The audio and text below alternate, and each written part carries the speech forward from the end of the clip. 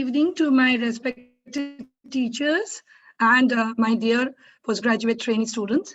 So this is a topic which I've chosen because there were some confusions when we are having patients, neonates, whose mother are having chickenpox positive or sometimes with cytomegalovirus infections. So perinatal infections in the coming 25 or 30 minutes, we will briefly describe the common perinatal infections because it's a huge topic by itself. And you know what is perinatal infection? It's an infection that can be passed from mother to her baby in utero or during delivery process so that the baby acquire it around perinatal period. So it may be viral infections, it may be bacterial infection, and sometimes something like toxoplasmosis and so on. Now, there are a huge number of cases like bacterial group B streptococcal, though may not be that common in our country, but it is very common in Western countries. So we will restrict our discussion to the viral infections which are common, and these are herpes, varicella, hepatitis, cytomegalovirus infection, and of course we have HIV and rubella. Not possible to club all the six together. So I thought of doing this 4 common diseases first, and maybe in subsequent, if I get another option, then I can do the rest. So now coming to the first one, so mother having herpes infection. Sorry.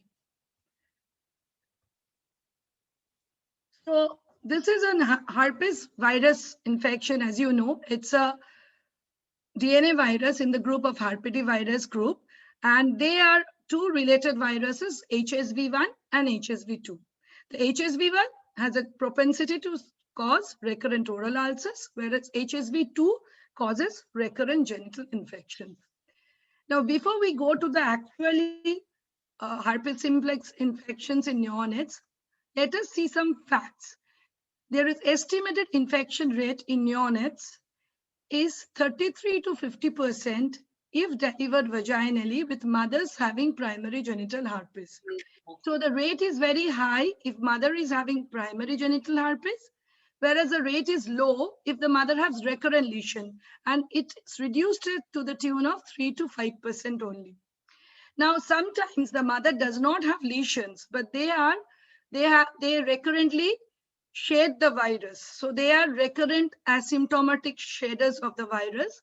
In that cases, the incidence may be as low as 3%, or in some literature, it is shown to be as low as less than 1%.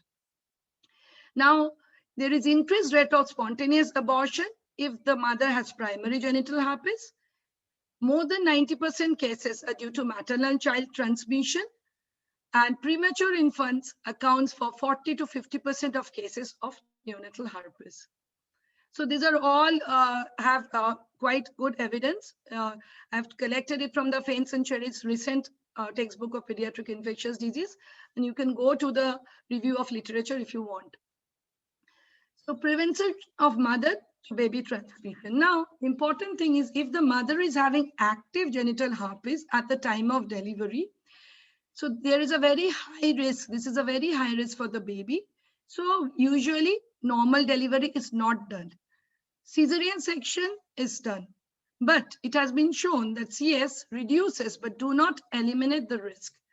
So there will be a high chance even if it is done vaginally. But if you do a caesarean section, it will reduce but do not eliminate the risk. In these cases, actually, we should give acyclovir for at least 2 weeks.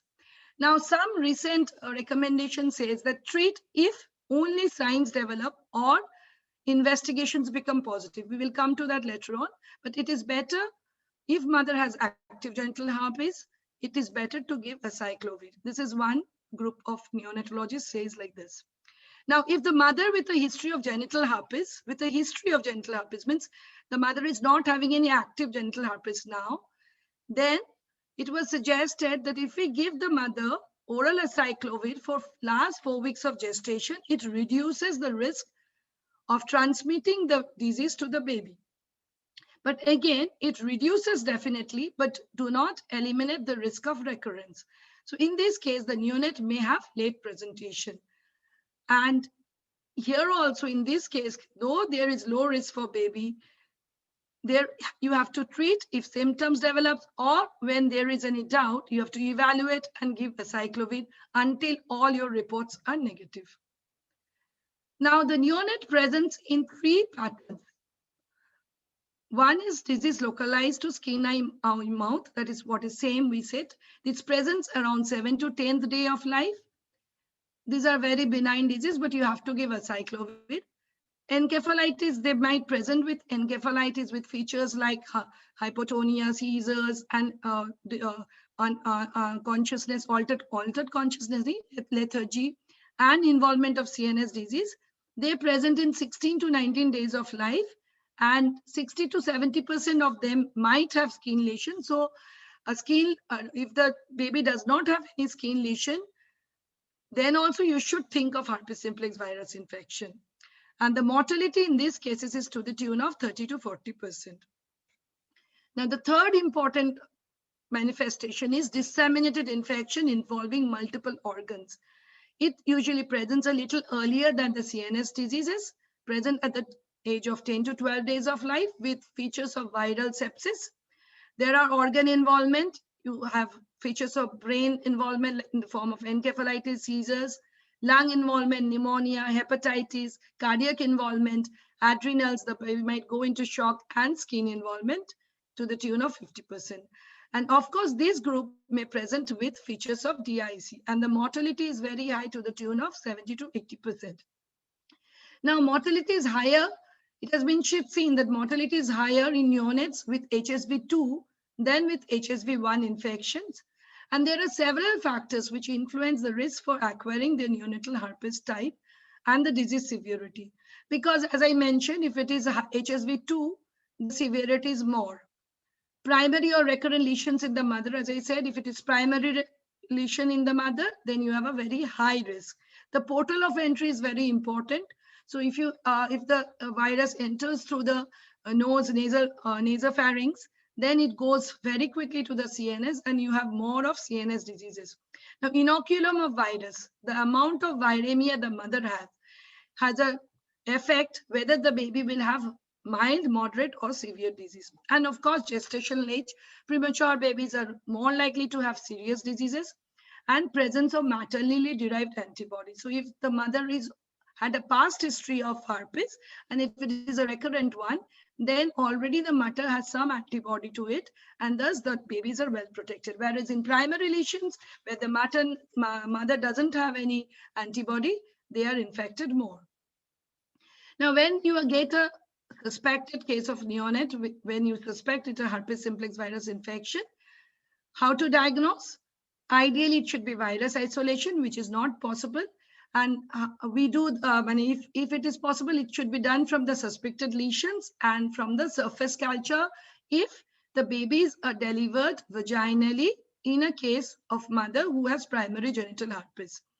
Surface culture means taking swabs from the mouth, oropharynx, nasopharynx, and so on. But this is not possible in our country. What we do is usually a PCR assay and a Zhang smear sometimes.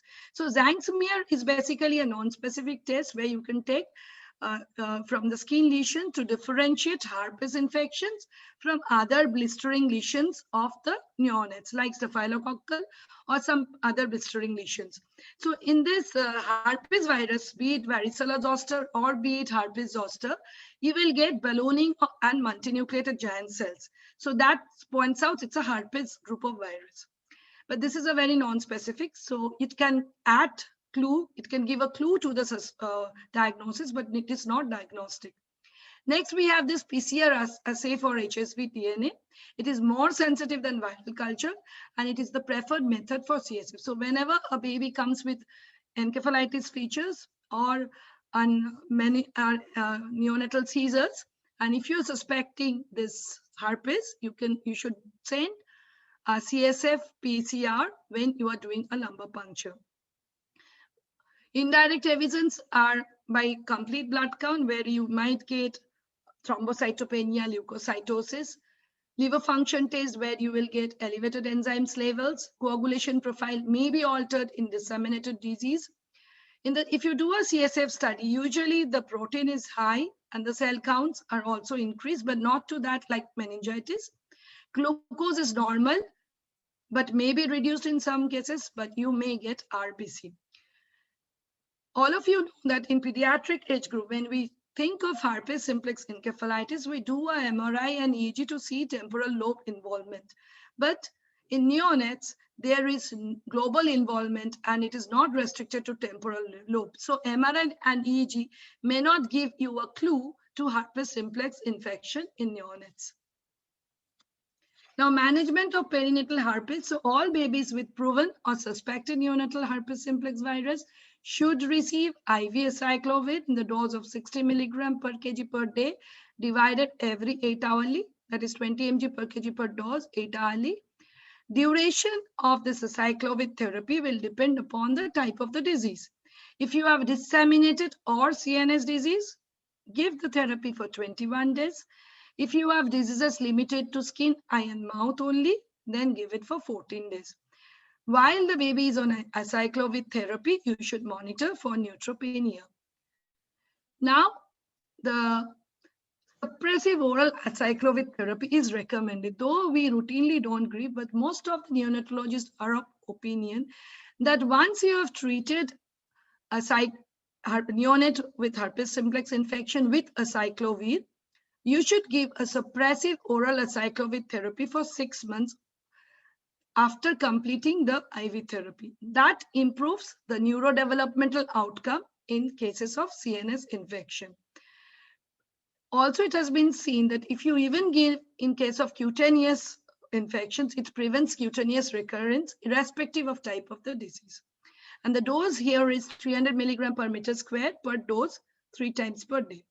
And of course, if you are giving it for such a long therapy, acyclovir, you have to again monitor for neutropenia at 2 and 4 weeks, and then monthly till the course is over. Now, cytomegalovirus, the herpes virus may cause intrauterine infection also, and the baby is born with skin vesicles or scarring, keratoconjunctivitis, chorioretinitis, or may present with microcephaly or hydranencephaly. So though rare, it might present like this. Now coming to another important and very common is mother having varicella.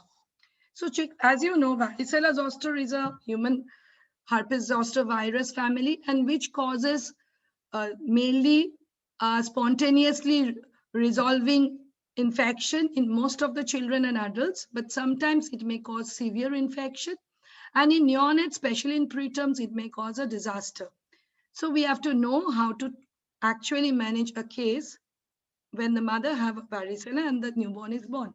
Now, congenital varicella, it occurs if the mother have the disease before 13 weeks of gestation, the incidence will be 0.4%. If the mother have it between 13 to 20 weeks of gestation, the incidence will be around 2%. So about 100 infants are in literature and 95% were shown to be after maternal varicella. Rarely, zoster can also give rise to congenital varicella, and 5% of cases of this congenital varicella are due to zoster. This is characterized by cicatricial skin scarring, which is most pathognomonic of this, limb hypoplasia, and abnormalities of CNS, autonomic nervous system, eye, renal system, and sometimes they're present with low birth weight. As I said, the cicatricial scar is the most prominent stigmata, which occurs in more than 60% of infants. And this is a picture of fetal varicella syndrome, where you get limb hypoplasia, as I said, neurological involvement in the form of microcephaly, cortical atrophy, seizures, and mental retardation. You may have chorioretinitis, microphthalmia, and cataract as eye disease. Renally, you may have hydroureter, hydronephrosis, and autonomic nervous system in the form of neurogenic bladder, swallowing dysfunction, and aspiration pneumonia due to autonomic dysfunction. Now, neonatal varicella occurs when mother is infected during last 3 weeks of pregnancy. The severe neonatal varicella occurs in 20 to 30% of the newborn whose mother has the varicella 5 days prior to delivery and 2 days afterward. So why they have severe? Because they acquire large dose of virus transplacentally due to maternal viremia, but they does not get the protective antibody. So they have severe disease. So this disease develops disease by 5th or 10th day of life. It is said that the baby will develop the lesions around 10 to 12 days after the mother develop the lesions. So it is actually the baby will develop within 5th to 10th day or sometimes up to 12th day of life. If the baby develop lesions after 12th day of life, it is usually postnatally acquired lesion, postnatally acquired infection. Now, all these babies, those babies whose mothers have varicella 5 days prior to delivery and 2 days afterwards, as they are going to have severe neonatal varicella, ideally should receive varicella zoster immunoglobulin after birth. But unfortunately, it is not available. So sometimes it is recommended the IVIG at the dose of 400 milligram per kg may give some protection. But any IV immunoglobulin should be given as soon as possible within first 48 to 96 hours. But the important thing is, as we don't have varicella zoster immunoglobulin, they should receive IV acyclovir. Whereas when there is you have to remember one thing, the moderating effect of maternal antibody is only present after when the babies are born after 30 weeks. So all premature infants born less than of 20 weeks of gestation to a mother with active varicella around delivery should also receive varicella zoster immunoglobulin, and if not available, an IV acyclovir. Now, if mother has varicella between 20 days to 5 days prior to delivery. So I said 5 days prior to 2 days after. But if the mother has before that or after this 2 days, that is having infection from 3 days to 28 days after delivery. So these neonates develop mild to moderate diseases. So here, no varicella zoster immunoglobulin or IVIG is recommended. And you should give this baby oral acyclovir. Some of the neonatologists are of opinion that you can give oral acyclovir only if the lesions develop, because here the baby will have mild to moderate infection, because they will be partially protected by the transplacental passage of maternal protective antibody. So as I was mentioning, if the varicella zoster infection, neonatal varicella infection is acquired prenatally, the onset of rash will be before 12th day. And if acquired postnatally from mother or from the healthcare workers, the rash will develop after 13th day. So the dose of IV acyclovir is 10 mg per kg every 8 hours when lesions develop, and oral acyclovir 80 mg per kg per day divided in 4 doses. Neonates with varicella who receive prompt antiviral therapy have an excellent prognosis, so that doesn't have this multiple organ system involvement. Now, a very common, though it's not common nowadays, has been reduced by massive hepatitis B vaccination. So mothers having hepatitis B virus infection, but still we do get cases where the mothers are hepatitis B surface antigen positive. And hepatitis B surface antigen is done in every cases who are undergoing surgery. So if the mother with hepatitis B surface antigen is positive, then you should administer the baby hepatitis B immunoglobulin 100 international unit. Now it is widely available and very easily available, plus hepatitis B vaccine within 12 hours birth, and they should be given at 2 different separate sites. And then you should complete the vaccination of hepatitis B as normal schedule. Okay, you can give it at 6 weeks, 6 months, or if you're giving as a combination vaccine, you can give at 3 doses as a combination of 6, 10, and 14 weeks. Then, very important, you have to do both an anti-HBs antibody and hepatitis B surface antigen at 9 to 15 months.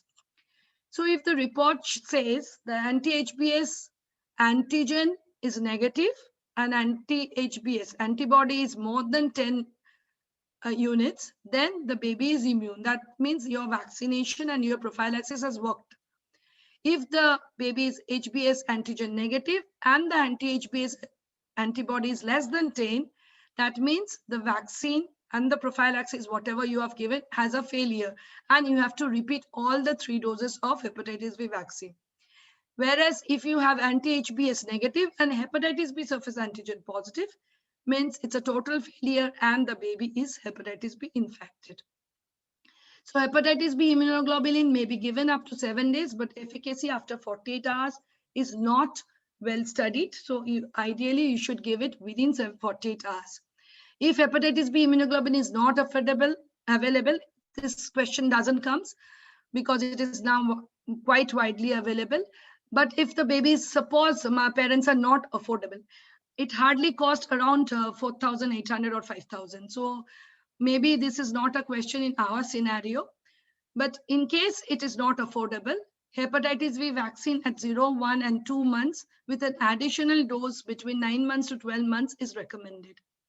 Now, efficacy of prophylaxis, if we give hepatitis B vaccine alone, is only 70 to 75%. Whereas if we give prophylaxis with both hepatitis B immunoglobulin and hepatitis B vaccine, it is to the tune of 85 to 95%. Now coming to preterm baby whose mothers are hepatitis B surface antigen positive, if it is said if it's more than 2 kg, it should be as like the same as term as I mentioned before in the previous slides. But if the baby is less than 2 kg, then hepatitis B vaccine and hepatitis B immunoglobulin should be given like previous cases within 12 hours. But you have to continue the vaccine series with 3 more doses. That is, you do not count the birth dose.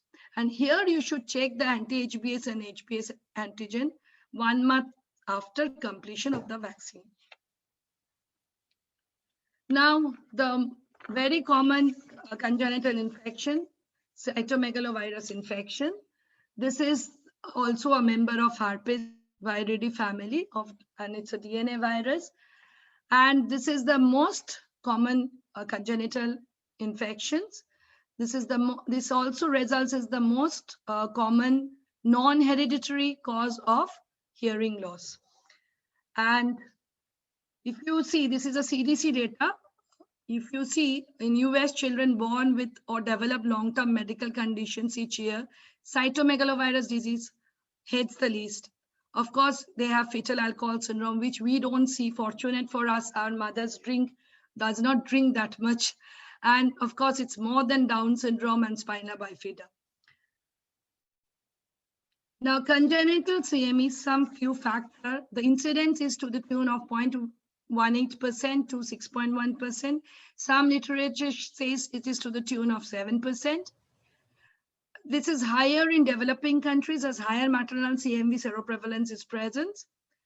And it ranges from 84 to 100%. Most neonates do not have symptoms. So apparently, approximately 10 to 15% will have symptoms, out of which 10% will have classical symptoms, another 5% have asymptomatic, atypical symptoms, which will come to you in the subsequent slides.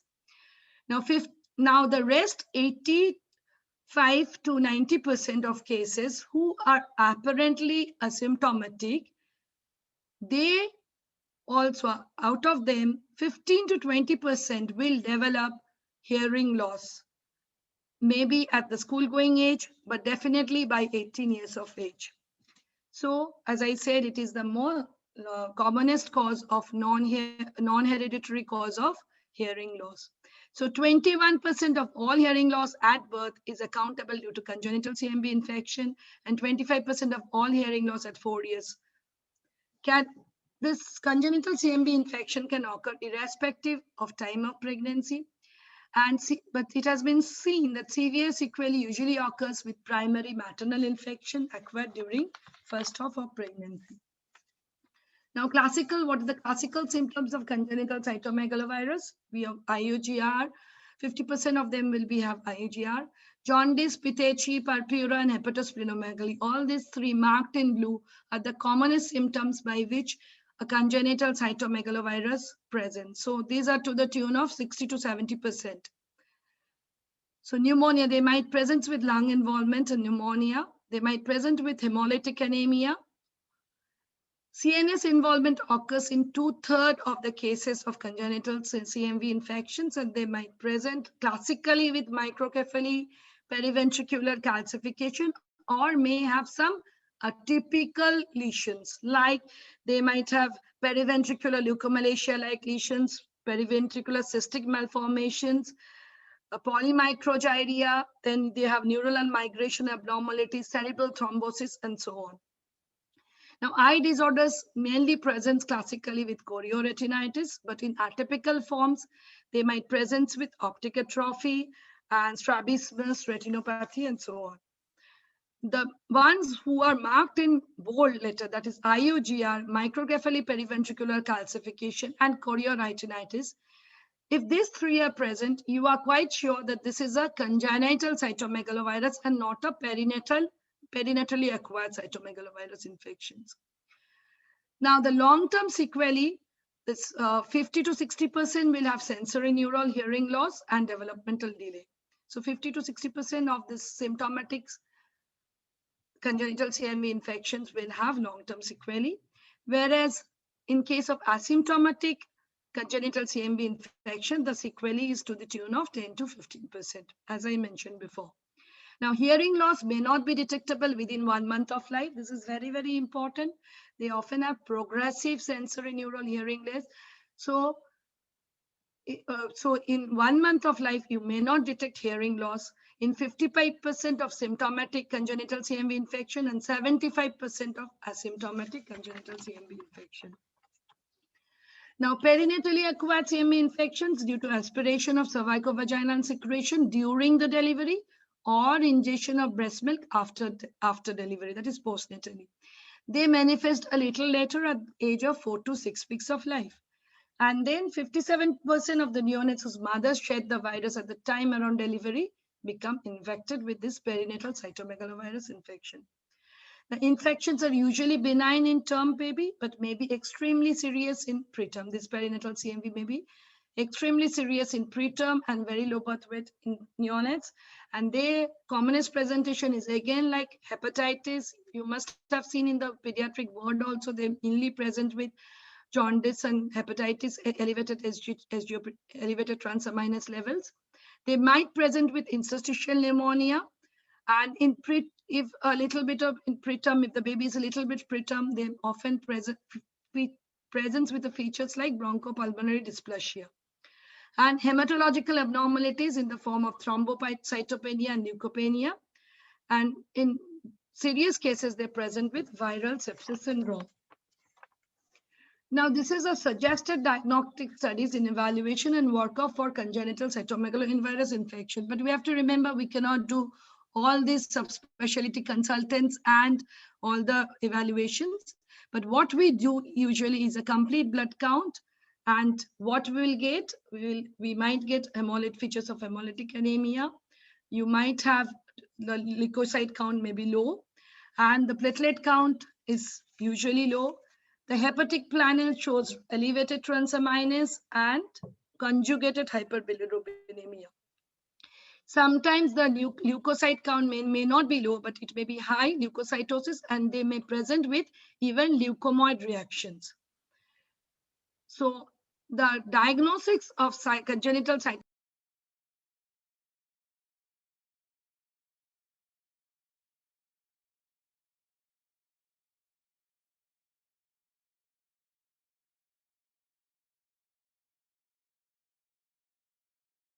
Share দিয়ে একটু unmute করে নাও, mute হয়ে গেছে। হ্যাঁ, mute হয়ে গেল, the host muted you লিখলো।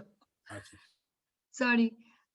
Anyway, so other than this basic blood counts, hepatic panel and differential counts, the diagnosis of cytomegalovirus, we don't have a facility for doing viral culture, and even PCR is not that readily available. So ideally what we do is we first send a CMV specific IgM, though it is sometimes gives a false positive result. So if you have CMV specific IgM positive, you should go for a CMV DNA PCR.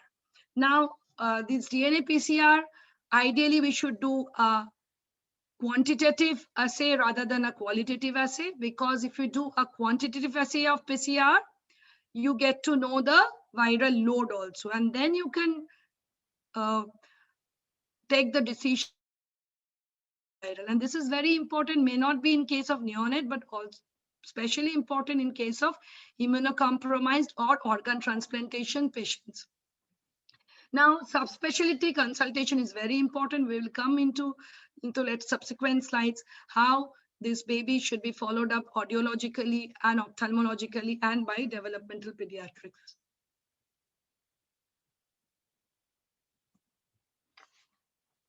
Slide move করছে না?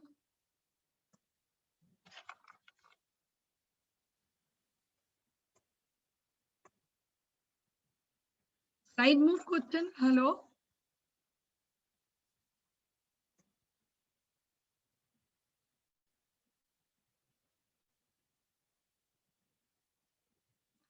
Now coming to when to treat the neonates.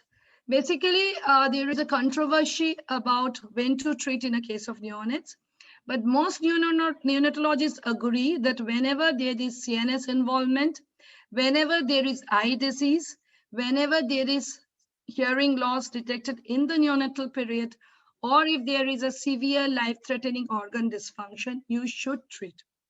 But the recent recommendation, and some of the experts are of opinion, that to treat all symptomatic neonates, at least those neonates who has at least one end organ involvement, irrespective whether it is CNS or eye involvement. So they suggest to treat even if they have hepatitis or even if they have pneumonia. So antiviral treatment should, but whatever is this, antiviral treatment should commence within 1 month, because if we start the treatment delay, you may not get the favorable outcome. So which drug? Of course, the two drugs which are recommended are IV ganciclovir and oral vancomycin. Now the IV ganciclovir, we have the experience of giving one neonate with IV ganciclovir. Unfortunately, the baby expired.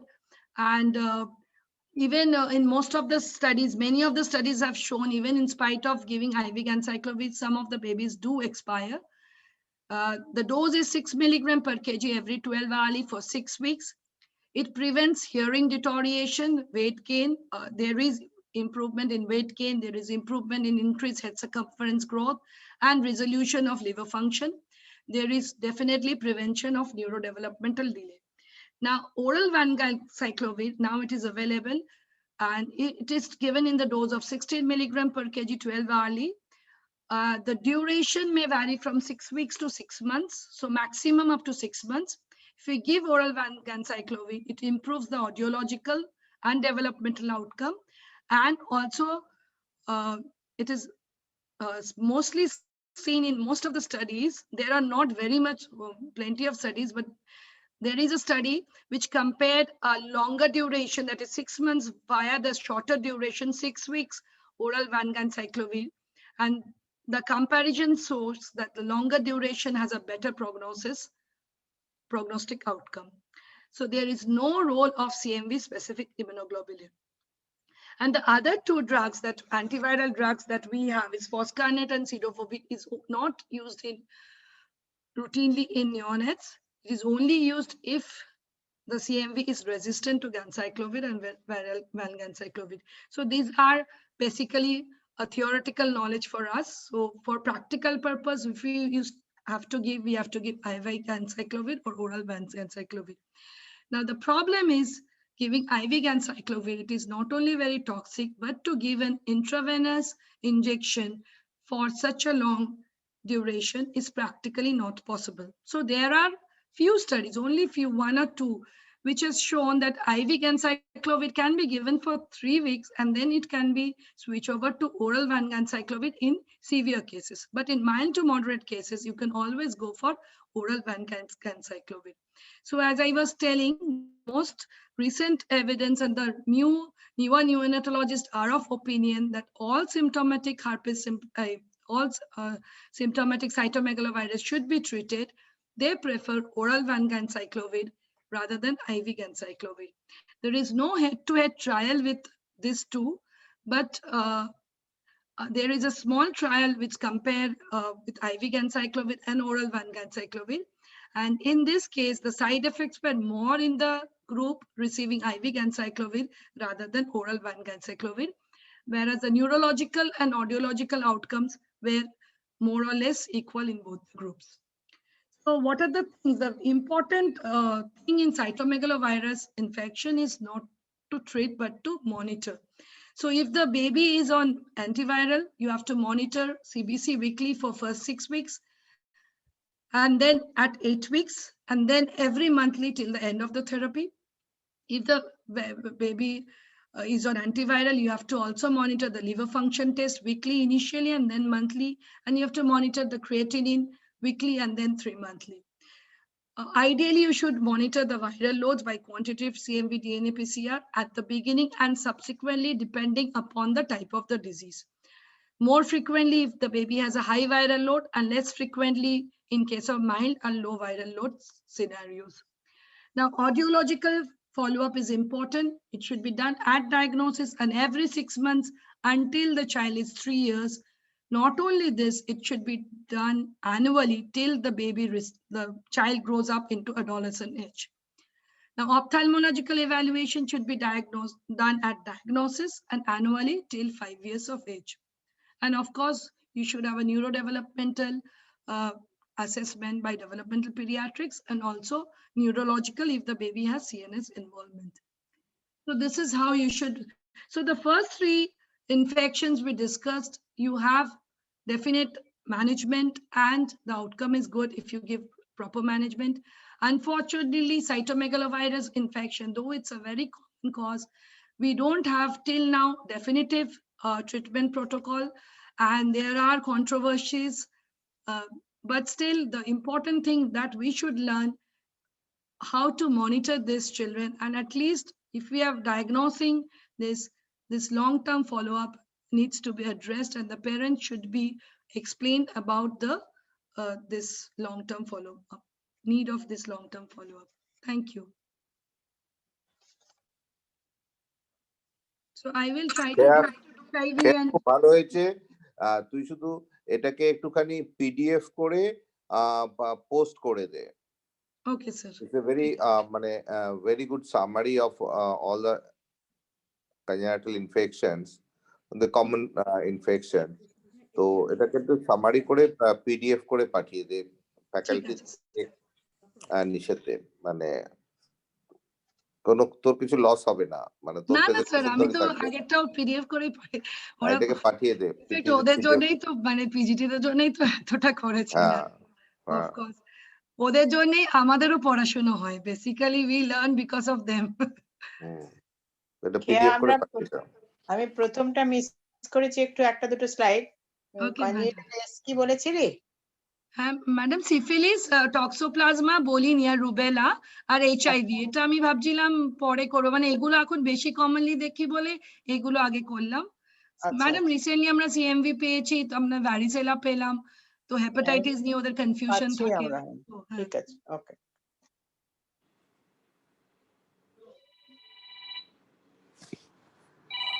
মাদি কেমন আছেন?